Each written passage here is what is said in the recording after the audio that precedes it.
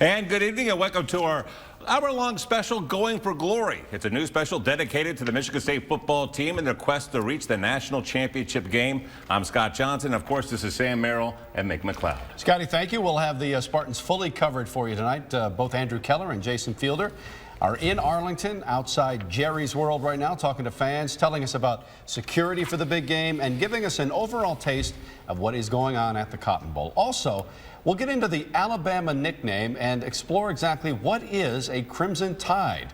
Ronnie Duncan will have the story behind that, and our Nick Austin will also join us as he catches up with Spartan royalty. We're also going to spend a little time talking smack with our sister station from Alabama a bit later on. And fans here at home can also get in on the action. We'll also be taking a look at our Facebook page to show you how fans across the viewing area are getting pumped to watch the game. And you can join on in too if you have some cool shots or your viewing party. If you know someone who's at the game, make sure they post it to our Facebook page or tweet us. Just search WNEM.com or follow us on Twitter with the handle at WNEM TV5 News. And let's go ahead and kick off our coverage by checking in with our Dallas crew, as Andrew Keller and Jason Fielder were the lucky ones making the trip, and they were also lucky that they had no travel issues. And Andrew, I know the fans of the green and white are pumped up. I tell you what, Scott, this is an electric environment out here. You see them filing in behind us. We're here in Go Green, Go White, right here at the front entrance. Jason, what is this like? It's unreal. It's unbelievable. You know, when we were walking up from inside the stadium to out here onto the little concourse area as fans come in, all we heard were Go Green, Go White chants. In fact, I posted that video to our WNEM Facebook page. There's definitely more MSU fans here than there are Alabama fans. Really impressive, too, considering it's a 1,300 flight, drive, whatever you look at it as. And, you know, we talked to a lot of people that flew. We talked to a lot of people that drive. Many of them telling us that they didn't want to miss this for anything. That's right. Let's go check out the fans you talked to earlier today. That's right. Michigan State football fans have been waiting a long time for the opportunity they have. Oh, it's magical. Absolutely magical. Oh, I'm so pumped. I mean, yesterday it was like, you know, we're at the Cotton Bowl. But today it's, blood is like pumping through my veins. I'm so excited. The Spartans are on the national stage, eyeing a national championship. But the diehards know that hope all rests on what happens in Arlington tonight. We took a bus down here, 23 hours. We drove with a bunch of new Spartans that we just met. And being finally here and seeing the stadium is just absolutely amazing. It's electric here. It's incredible. No, it's incredible, just the experience overall and having all the guys together. It's just an opportunity for us to get together, have a great time, and cheer for the Spartans. This week, there's been no shortage of green and white in the Dallas metro area. A team once said not to travel well is certainly trying to buck that trend. When we went to the Rose Bowl, it was a similar experience. This one's a little bit more magnitude, but still a lot of fun. It's good to be a Spartan. Go green. We'll just let our team show them what's up. And tonight, when the Spartans compete against Alabama, fans say there's nowhere else they'd rather be. Many hoping they'll soon book a flight to Glendale. We have a chance. I honestly think Michigan State has a chance. MSU, for sure, definitely. I think it might not be until the fourth quarter while we'll pull it out, but I think we will. We have it in us. We've done it in all the other games this season. We can do it this game. I feel it.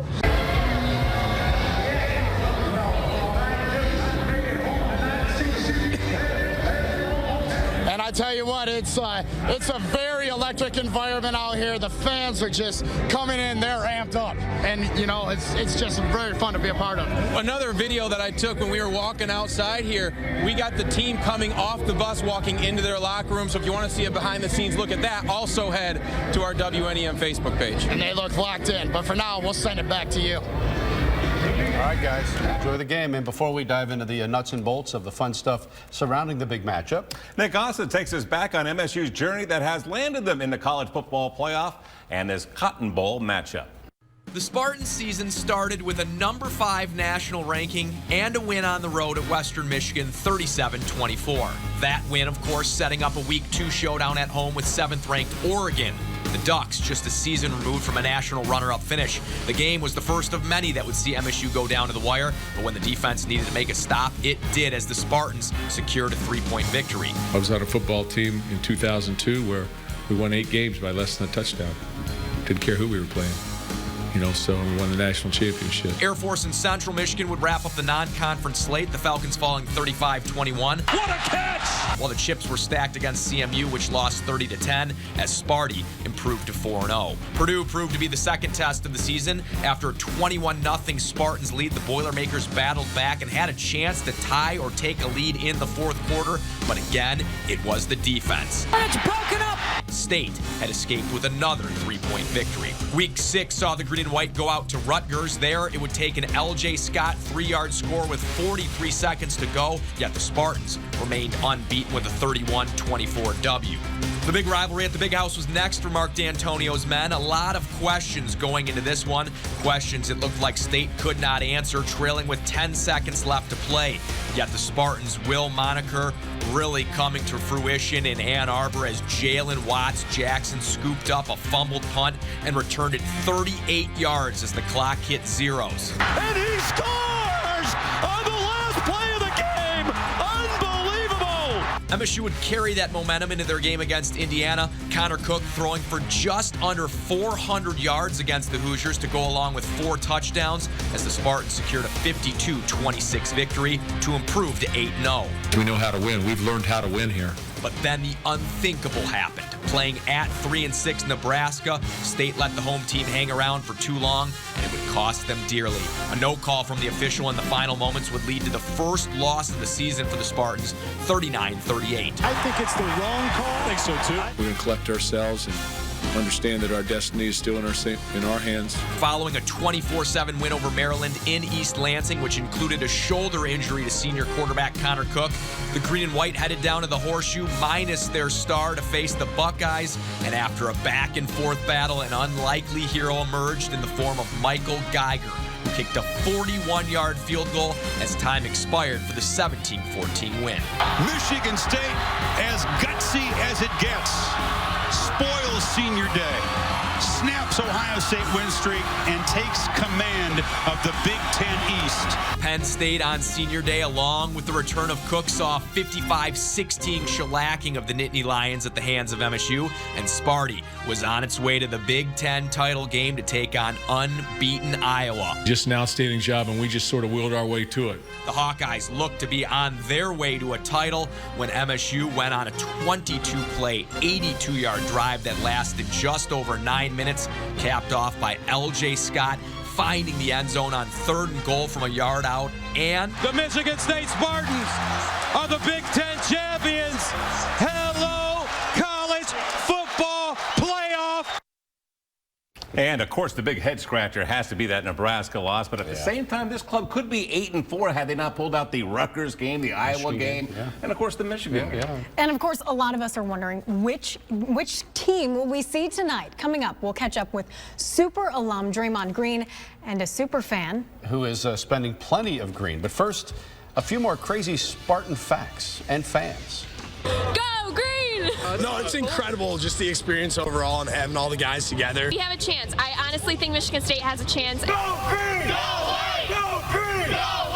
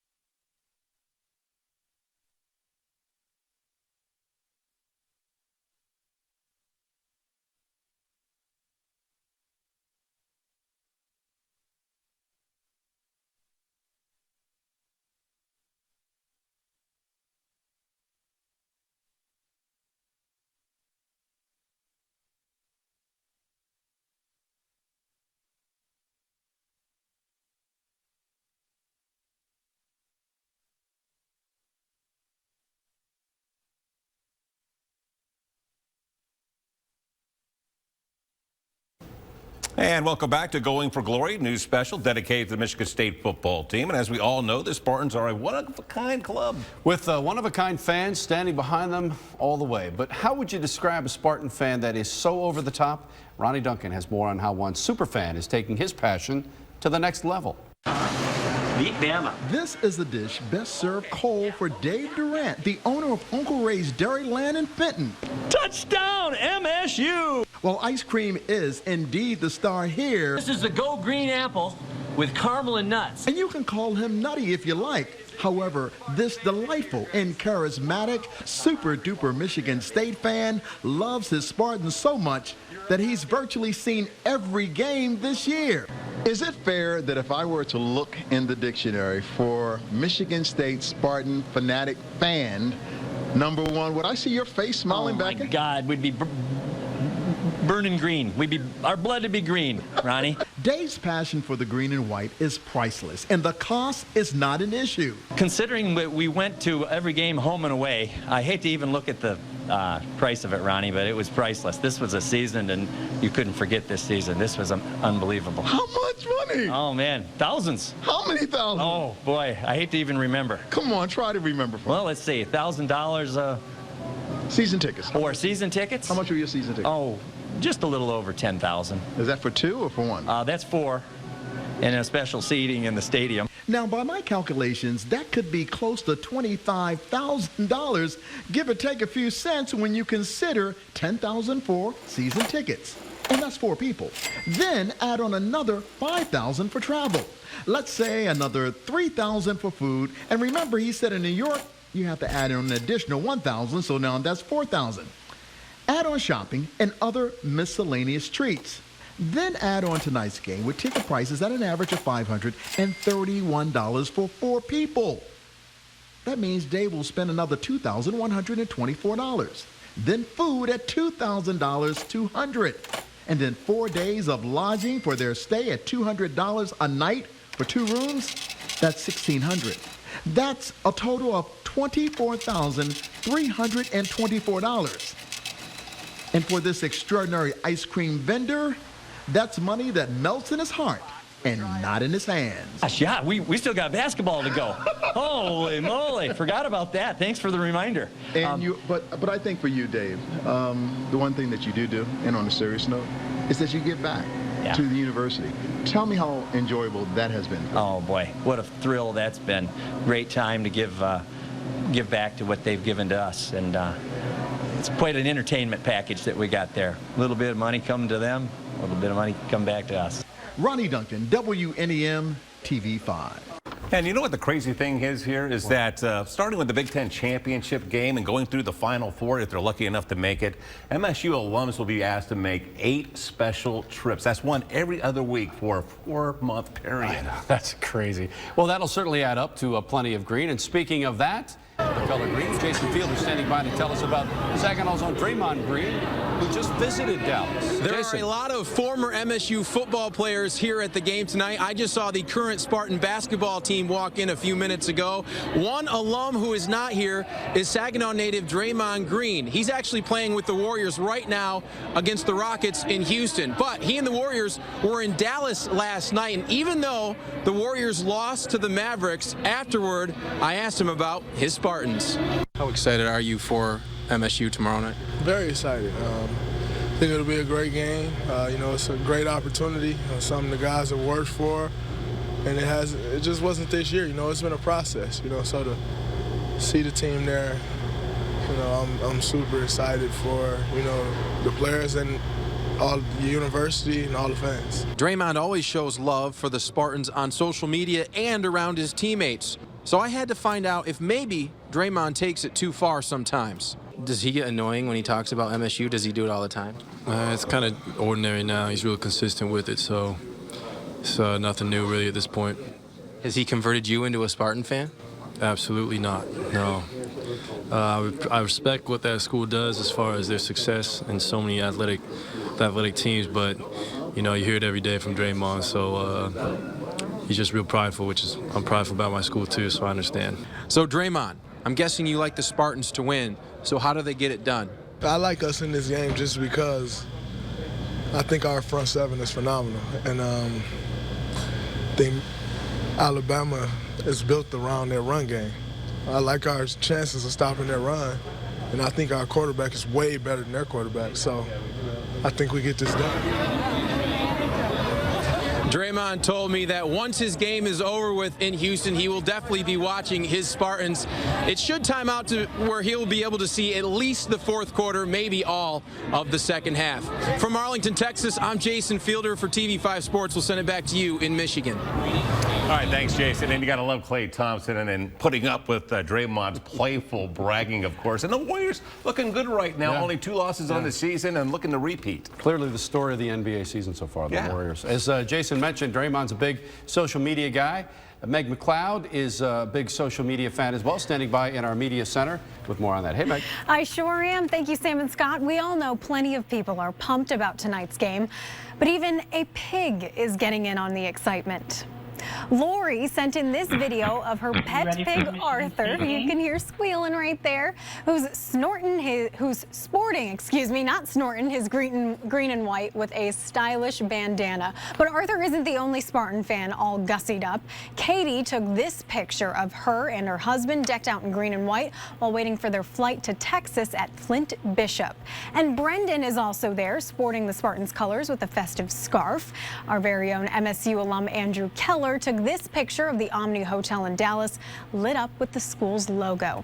And Jen took a picture of the pin she'll be sporting at the game tonight. And in just a few, I'll be back here with what you think will be the biggest challenges for both teams in the Cotton Bowl. For now, back to you guys. All right, Meg, thanks very much. And coming up, we're going to head back to Dallas. Andrew Keller is going to introduce us to one of the stars of the halftime show tonight. And from what I understand, Sam, it's a rough job. And also, we'll tell you the story about one Spartan family that dates back over 50 years on the gridiron. But first, here are the Spartans talking about revenge for their 49-7 blowout loss to the Tide in the 2011 Capital One Bowl. To me, it matters because when we were coming to Michigan State, you know what I mean, that we committed, and then we lost like that everywhere. Oh, why are you going to Michigan State? Oh, so I feel like it's a statement, and if I'm not correct, I think that was Coach D's worst loss in a bowl game. That was his last loss in a bowl game, and since we got here, we haven't lost a bowl game. So you know what I mean. There's a lot of factors into why this is such a big game.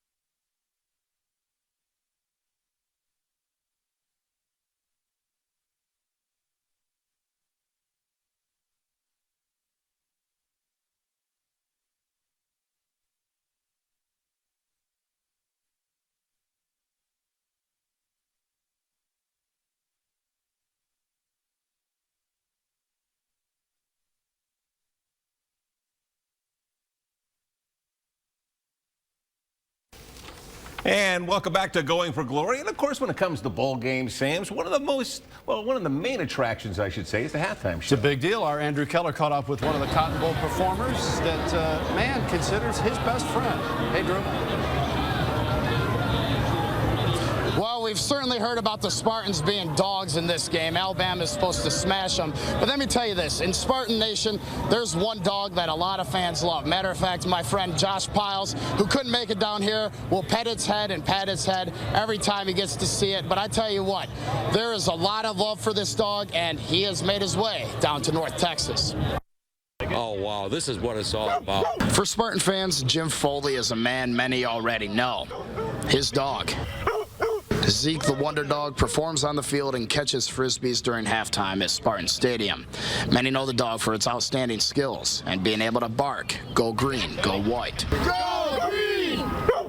And to come from there to here, to be in Dallas in the semifinals is outstanding. It's a dream come true. Tonight, Zeke's not performing, but it was important for him and his wife Terry to have him be a part of the Cotton Bowl electricity. And for fans, Zeke's performances in East Lansing have made the dog a part of Spartan tradition. People love watching him. As Spartan fans arrived, each greeted Zeke with a warm welcome, a pat on the head, and of course, that greeting Spartans have come to love. Go green! It's a feeling that's unbelievable. I can't believe Zeke's here and the Spartans are here and we're going to beat Bama. This has to be the time of your life as a Spartan fan. This is the ultimate. We are coming to be in the national championship playoffs. Hey, go green.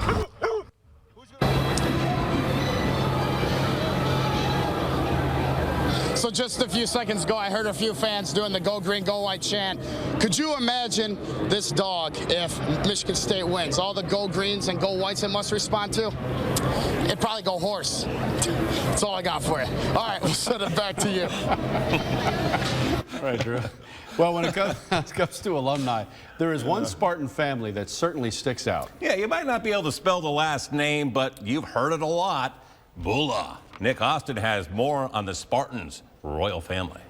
For those who have followed Spartan football long enough, one name is synonymous with the program, Bulla. When the Green and White have won their biggest games, there's been a member of that family on the team. It started with Hank, who won a national championship back in 1952, and this year it's linebackers and brothers Riley and Byron. I swear, like the Bulla generation, like I don't know what it is, if they just clone Bullas or something. I mean, it's just, they got a championship bloodline. It's just in their family, I guess. But the question is, why? Well, it may stem from every member of the family trying to one-up each other. I would say we're pretty damn competitive. Growing up, everything was a competition. So that's kind of stuck with me throughout now. Talking about my grandpa, winning a national championship would mean everything to the Bulla family, but also to the guys on this team. So we work so hard. Does it give you kind of bragging rights over your older brother, your dad, your uncle? If we won the national championship, yeah, I think it definitely does. Make no mistake about it either, while Riley may not be talked about like Connor Cook, Shalik Calhoun, or some others suiting up for the Green and White, he will be just as important to the Spartans' playoff run. If there's nobody on this planet that gets me ready to play football, it's Riley Bulla. Before the game, during the game, after the game, I'm ready for the next game. I don't know if you guys know about all of his injuries he has. He's like falling apart on the field, and he's still amped up every play. The Bulls all seem to have the same mentality. They love football. They love the physical aspect of the game. They're passionate people, so whatever they're doing, it's all in. And they also all seem to have some leadership characteristics that are really unbelievable. It's amazing what they've been able to accomplish here at Michigan State and what Michigan State means to them. No matter what happens from this point forward, the Bulla family legacy has been written on the banks of the Red Cedar, and it's one that not even Father Time can erase. Reporting from outside Spartan Stadium, I'm Nick Austin. And no question, if you're born into that family, Sam, you are headed to Michigan State. And I think what is amazing about that is that each one of these athletes he talked about is a legit Division I prospect. Yeah, all the Bullas. And the dad was Hank, or was that the grandpa? I think it's Hank. Yeah, yeah. I think he coached in the NFL for a while. Something like this idea. All right, still to come in our hour-long Going for Glory special. We're going to tell you more about Mark D'Antonio and his interesting kind of backstory with Nick Saban, their relationship there, and some smack talk from our sister station in Bama. But first, a look back at the play and the moments that got MSU to the Cotton Bowl. Vince hold. L.J. Scott, the deep man. L.J. Scott running right. No, he didn't get in. Or did he? Yes! Touchdown Spartans. What strength by the true freshman. C.J. Beathard throws it over the middle. Ball fumble, loose, recovered. The Michigan State Spartans are the Big Ten champions. Hello, college football playoff, East Lansing.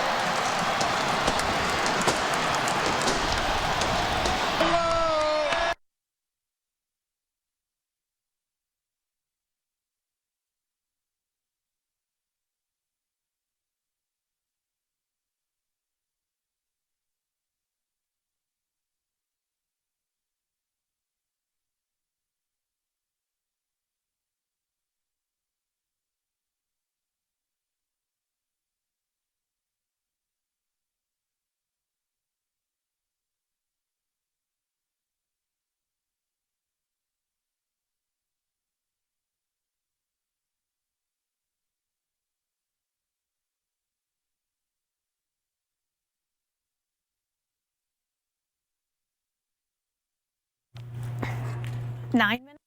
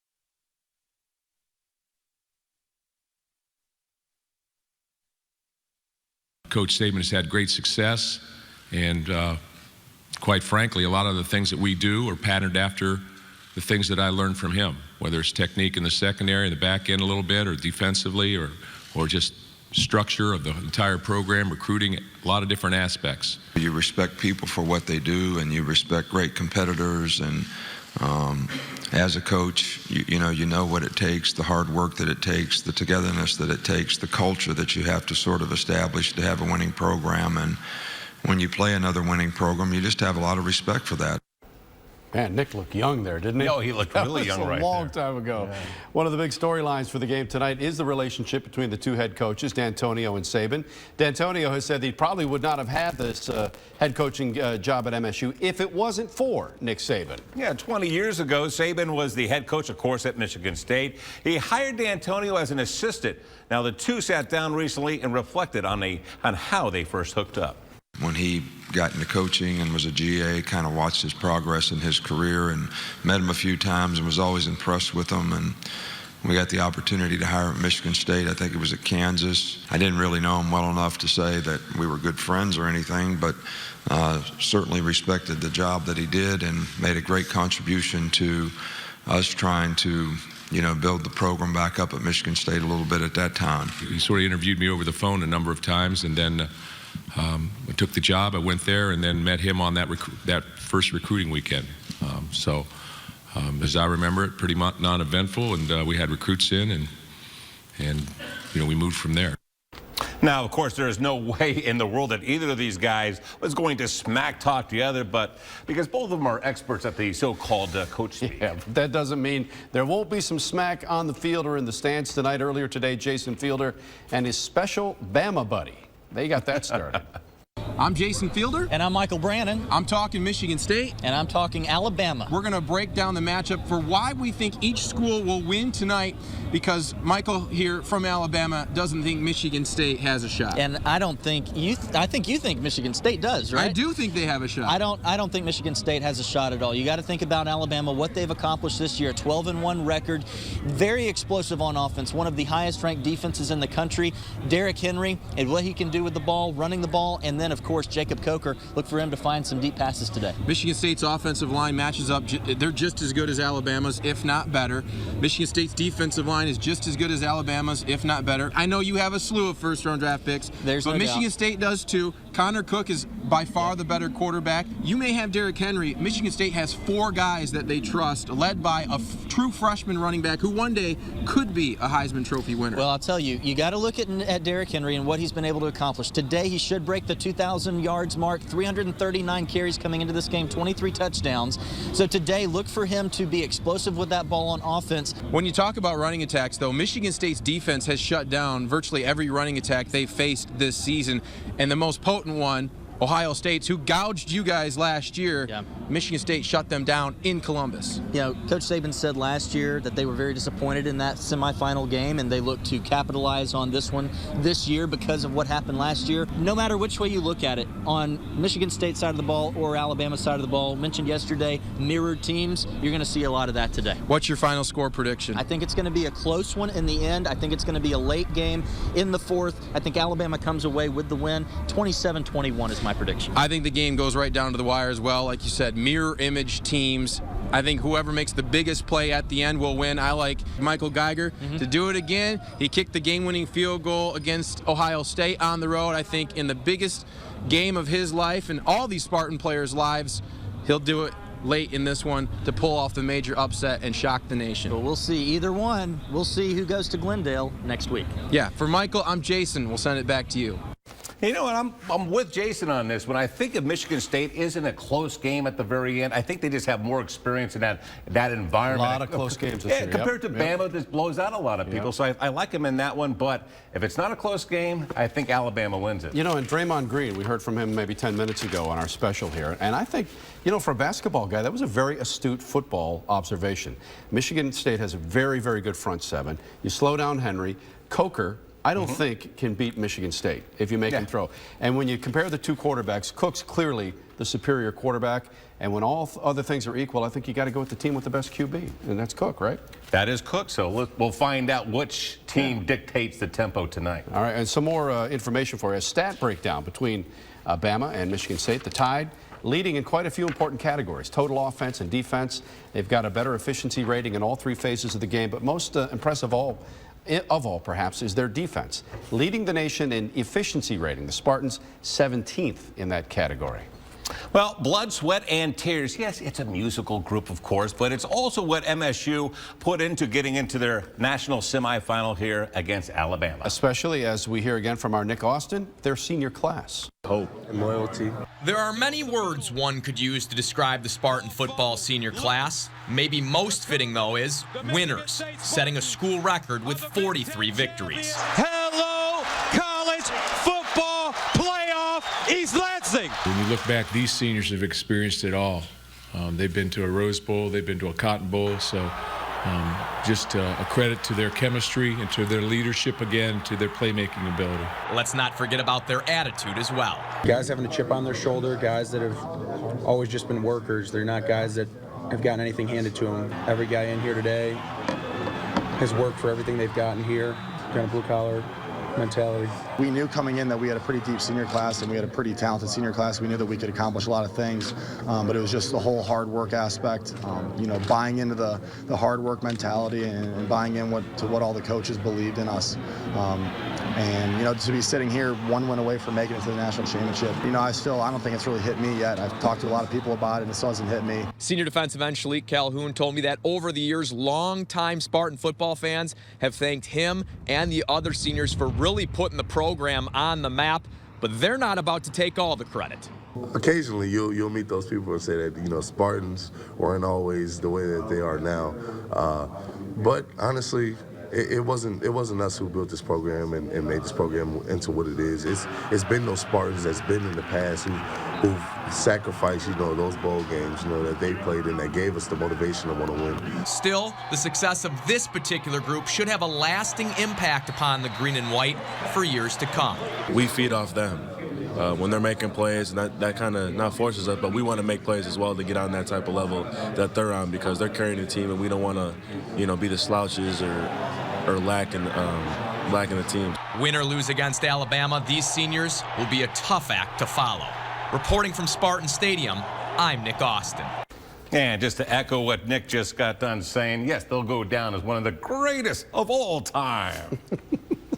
Listen to Muhammad Ali over here. And we're going to send it back to our social media desk.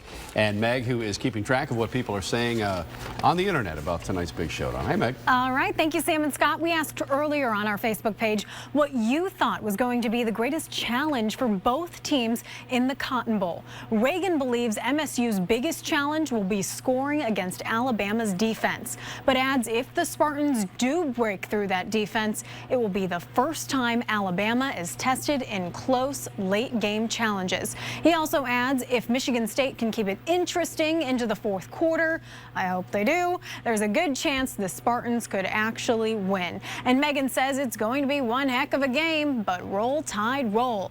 But Jeff says he doesn't think it will be a game at all, saying it's no matchup. I'm pretty interested in seeing how Connor Cook does. I know reports are saying he's healed, his arm is ready to go, his shoulder is all good, but we saw it in the Iowa game. He wasn't throwing as accurately as he has over the course of the season, so we'll be interested to see how that goes. You can head on over to our Facebook page and post a comment or tweet us using the hashtag FastFeedback. I'll be right back here at the social media desk in just a few. Sam and Scott, back to you. All right, Meg, thanks very much. A good point she made there. Yeah. Connor Cook has to be by far the best quarterback Bama has faced this year. He has to be tonight. Yeah. There's no doubt about that. Yeah, I'm trying to think of the SEC. I can't think of anybody who is Connor Cook's a first-round draft pick. Yeah, I don't think there's any question about that. I don't think there's any other SEC quarterback who's a first-round pick. Connor Cook is the key tonight, no doubt about that. And coming up, we're going to check in on the security measures and explain what exactly is a Crimson Tide. But first, Demetrius Cox has an interesting take on what it would be like to kiss the Cotton Bowl trophy. So, pucker up. Going for glory. We'll be right back. That'd be number one case. That'd be Halle Berry on the Eiffel Tower right there. So. That's what you compare to? Yeah.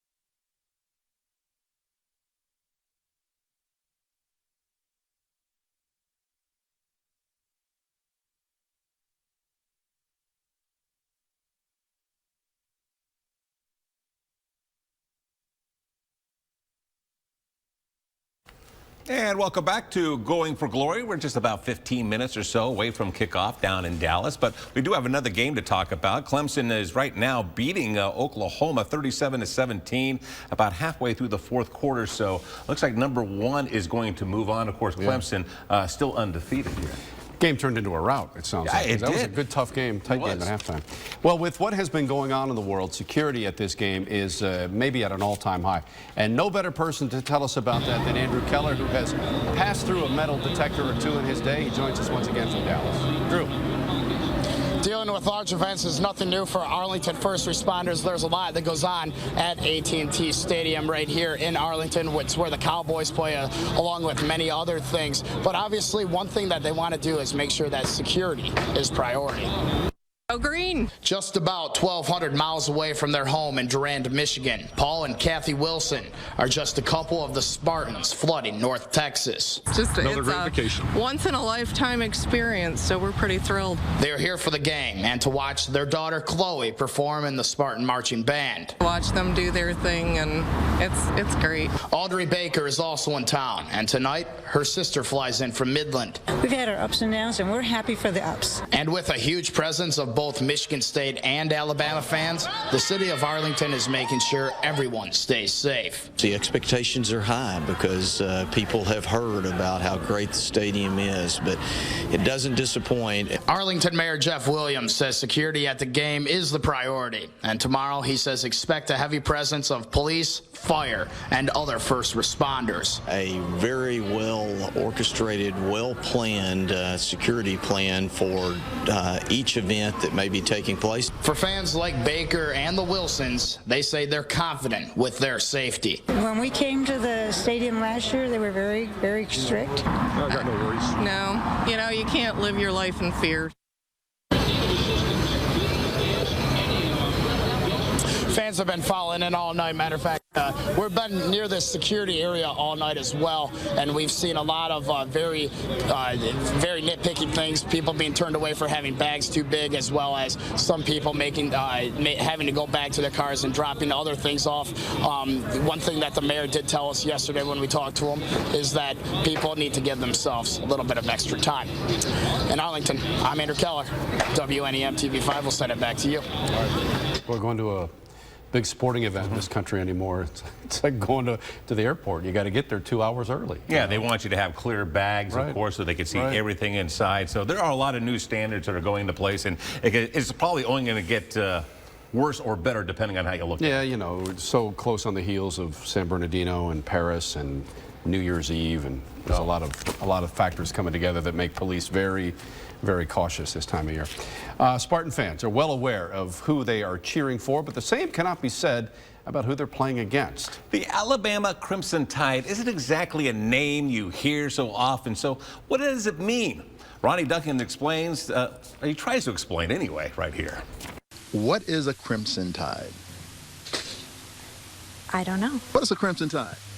Absolutely have no idea. I don't know. I think an elephant or something like that. Because I've seen like pictures, but I don't really know. What is a Crimson Tide? Oh my goodness. You're talking to I'm a Spartan fan. It's horrible. I just got sick. If you don't know what a Crimson Tide is, you're not alone. I do not know, but I looked it up, and it had to do with the nickname for the Alabama team. And I guess I didn't really read the full thing, but crimson means red, and the nickname came to be a long time ago, so. Kristen Jaylees isn't too far off. According to Alabama Roll Tide website, the term Crimson Tide actually came from the nickname the Thin Red Line, and that was used in 1906. The name Crimson Tide is supposed to have been used first by Hugh Roberts, a former sports editor in Birmingham, Alabama. He used Crimson Tide in describing an Alabama-Auburn game played in a sea of red mud in Birmingham in 1907. Although Auburn was the heavy favorite, Alabama held on for the tie and gained a new nickname. So there you have it. But still, some Spartan fans could care less. How does a Crimson Tide beat a Spartan? They don't. Spartans roll. What will a Crimson Tide be come January 1st? Nothing. Nothing. Trash. So we just got a history lesson on what is the Crimson Tide. Yeah, it used to be the Red Line, and then in 1907, it became the Crimson Tide because they played in mud. But we know it's go green and go white, and they will be out of sight for a victory come New Year's Eve night. Ronnie Duncan, WNEM, TV5. You know, in all this time, Sam, I was thinking that Crimson Tide stood for a fictional submarine that nearly started World War III. Great movie. Remember that? Yeah, a great movie. Denzel, Hackman, Jimmy Gandolfini. Viggo Mortensen. Yeah. He was also in that. A lot of big stars. Claustrophobic movie inside a submarine for 2 very claustrophobic movie and a very scary movie. By the way, why is it an elephant? The Crimson Tide, what is the deal with the elephant? Anybody out there, get a hold of us on social media. Let us know, because I've always wondered that myself. I knew it had the Crimson Tide thing I wasn't all that curious about, but the elephant? What the heck is that? I have no idea how that came up. Anyway, we're going to head back to Dallas. Maybe Jason knows. His keys to the game as well. And we'll also put a poetic touch on MSU's Play of the Year. But first, linebacker Darian Harris, his thoughts on taking on the Tide. Yeah, we're extremely excited to prove that, you know, we can play with the best of the best, and I think we've shown that throughout the season. We've played, we've had top 5 matchups this year and come out on top, obviously. We've played against great offenses, you know, week in and week out, explosive offenses from the first game through the last game of the year. So we know that we can play with the best of the best. Alabama is definitely one of those teams, extremely high caliber, high talented offense. Obviously, we're playing against a Heisman Trophy winner, so we're definitely up for the challenge.